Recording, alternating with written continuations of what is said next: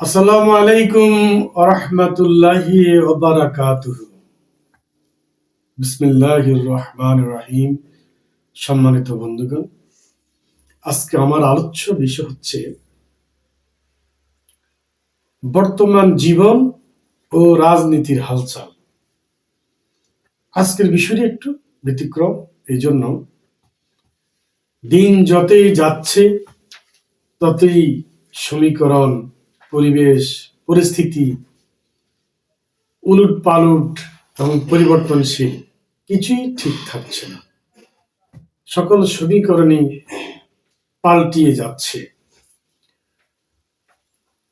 আমাদের বর্তমান প্রেক্ষাপটে ভুল করে হোক আর সঠিক সিদ্ধান্ত নিয়ে হোক, যারা জীবনকে সাজানোর জন্য, জীবনকে সুন্দর করার জন্য, সুখের জীবনের জন্য যারা রাজনীতি এসেছেন, অথবা কেউ রাজনীতিকে সুন্দরভাবে সাজানোর জন্য, সাজানো গুছানো সুন্দর জীবনকে বিলুপ্ত করে দিয়ে রাজনীতি এসেছেন, তাদের উদ্দেশ্যে আমার আজকের আলোচনাটা।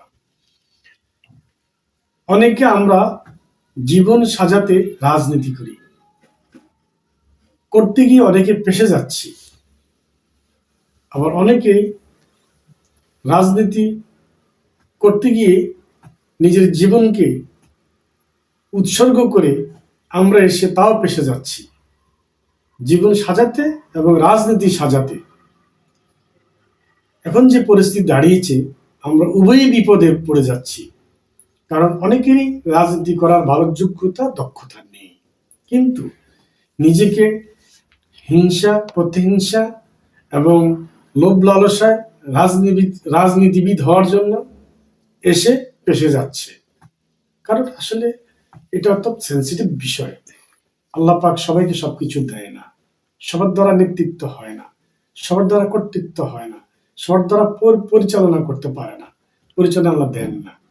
সবাই পেশাজীবী হয়ে জীবন সাজাতে পারে না।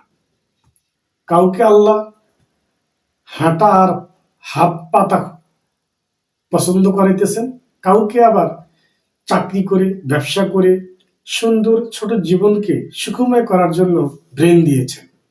কেউ পথভ্রষ্ট হয়ে উপার্জন করছে, কেউ আর পথভ্রষ্ট না হয়ে সঠিক উপায় থেকে অল্পেই তারা সন্তুষ্ট।